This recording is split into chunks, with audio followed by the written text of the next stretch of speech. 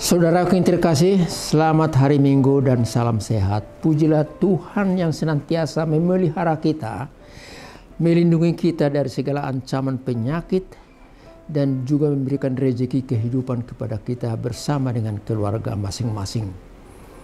Dalam kasih karunia Tuhan dan damai sejahtera dari Tuhan Yesus Kristus, marilah kita mendengarkan firman Tuhan yang diperuntukkan untuk hari ini, Minggu tanggal 21 Agustus 2022, tertulis dalam kitab Yesaya pasal 58 dimulai dari ayat 9b hingga ayat yang ke-14.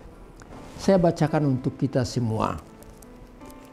Ini aku, apabila engkau tidak lagi mengenakan kuk kepada sesamamu dan tidak lagi menunjuk-nunjuk orang dengan jari dan memfitnah, apabila engkau menyerahkan kepada orang lapar apa yang kau inginkan sendiri dan memuaskan hati orang yang tertindas, maka terangmu akan terbit dalam gelap dan kegelapanmu akan menjadi seperti rembang tengah hari.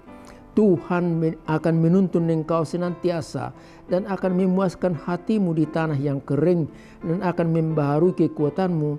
Engkau akan menjadi seperti taman yang diairi dengan baik dan seperti mata air yang tidak pernah mengecewakan. Engkau akan membangun reruntuhan yang sudah berabad-abad dan akan memperbaiki dasar yang diletakkan oleh banyak keturunan.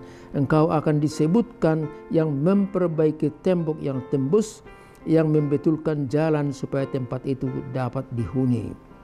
Apabila engkau tidak menginjak-injak hukum Sabat dan tidak melakukan urusanmu pada hari kudusku, apabila engkau menyebutkan hari Sabat hari kenikmatan dan hari kudus Tuhan hari yang mulia, apabila engkau akan menghormatinya dengan tidak menjalankan segala acaramu dan dengan tidak mengurus urusanmu atau berkata omong kosong, maka engkau akan bersenang-senang karena Tuhan, dan aku akan membuat engkau melintasi puncak bukit-bukit di bumi dengan kendaraan kemenangan. Aku akan memberi makan engkau dari milik pusaka Yakub, bapa leluhurmu, sebab mulut Tuhanlah yang mengatakannya. Demikian firman Tuhan untuk kita, saudaraku yang terkasih. Ada dua hal sebagai pembuka pikiran kita yang dimintakan pada awal khotbah ini. Apa yang dua hal itu?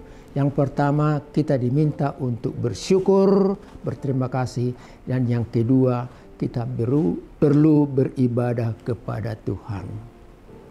Bersyukur, berterima kasih. Karena apa? Karena Tuhan mengizinkan kita hidup. Tuhan memberikan kita napas hidup, oksigen, detik per detik, sampai bertahun-tahun lamanya sepanjang hidup kita di bumi ini. Ucaplah syukur. Selain napas hidup, Tuhan memberikan kita juga keluarga, istri, suami, dan anak-anak. Tempat kita boleh berbicara, boleh berbagi kasih, boleh berbagi cerita, pengalaman suka dan duka. Ucaplah syukur karena kita juga diberi pekerjaan, bahkan diberi rezeki untuk mendukung kehidupan ini hari lepas hari. Saudara yang terkasih, Tuhan juga meminta kita supaya beribadah kepada Dia. Beribadah itu apa? Beribadah itu ialah supaya kita juga pergi beribadah, entah itu hari Minggu atau dalam kebaktian-kebaktian yang lain. Kebaktian di situ kita menyampaikan pujian, doa permohonan, mohon pengampunan dosa, mohon pengakuan juga, dan kita diberi pelajaran oleh firman Tuhan, dan kita diberkati sebelum kita meninggalkan ibadah itu menuju kehidupan hari lepas hari. Di dalam ibadah itu selalu diperdengarkan tentang hukum Tuhan, Taurat. Dan hukum Tuhan itu boleh kita rinci penjelasannya seperti berikut. Hukum Taurat itu ada dua hal yang diminta. Yang pertama, hubungan kepada Tuhan atau vertikal, dan hubungan kepada sesama manusia horizontal. Kita lihat apa yang dikatakan dalam hukum Tuhan. Hukum yang pertama sampai keempat mengajak kita dan mengingatkan kita untuk hanya beribadah kepada Tuhan. Akulah Tuhan Allahmu, jangan ada ilah atau Allah yang lain. Jangan membuat patung untuk disembah. Akulah Tuhan Allahmu, jangan menyebut namaku dengan sembarangan atau berbohong.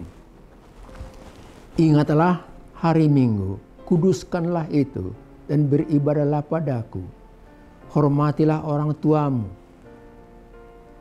Jangan mencuri, jangan mengingini harta saudaramu atau tetanggamu, ataupun berbuat-buat yang tidak baik, berniat jahat kepada seseorang. Itulah hukum yang terdiri atas 1-4, bagian yang vertikal ke atas, 5-10 horizontal, hubungan terhadap sesama manusia. Anda boleh lihat itu dalam kitab Keluaran pasal 20 ayat 7 hingga 17. Saudara yang terkasih, untuk menolong kita, Tuhan Yesus mengintisarikan hukum yang 10 tadi. Dan dia katakan intisari daripada segala hukum itu ialah kasih. Kasihilah Tuhan Allahmu dengan segenap hatimu dan jiwamu, vertikal ke atas. Dan kasihilah juga sesama manusia seperti dirimu sendiri. Itu dapat kita lihat dalam Matius pasal 22 ayat 37 hingga 40. Ke atas, bila baik dan benar kepada Tuhan, maka kita juga mampu horizontal berbuat yang baik dan berguna bagi sesama manusia. Saudara, karena itu marilah kita lihat apa yang akan disampaikan oleh firman ini kepada kita. Ada dipesankan dua hal. Yang pertama, hidup beribadah dan menolong orang lain. Hidup beribadah dan menolong orang lain. Ibadah itu bukan hanya vertikal saja. Nyanyian, doa, permohonan, minta berkat. Tapi ibadah itu juga meminta kita untuk melihat ke kiri, ke kanan, ke samping kita, dan berbuat baik untuk mereka. Lakukanlah ibadahmu. Dan ibadah itu dikatakan oleh Yakobus pada pasal yang pertama ayat 27 demikian.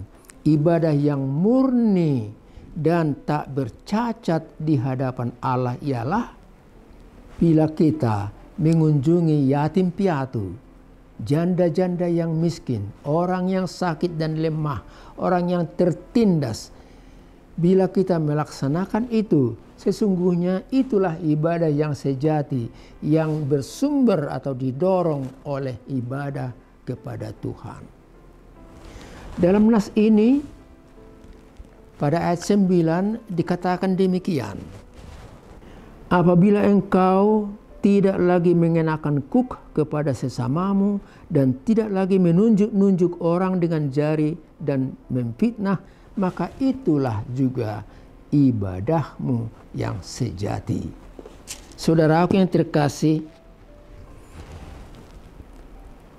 kalau kita hormat kepada Tuhan, maka kita juga mampu hormat kepada sesama kita. Tidak menunjuk-nunjuk orang lain seolah-olah mereka semua salah, aku yang benar. Menunjuk-nunjuk orang lain seolah-olah mereka tidak tahu apa-apa, hanya akulah yang paling utama dan mengetahui semuanya. Kita dilarang untuk menunjuk. Menunjuk-nunjuk artinya itu merendahkan martabat seseorang.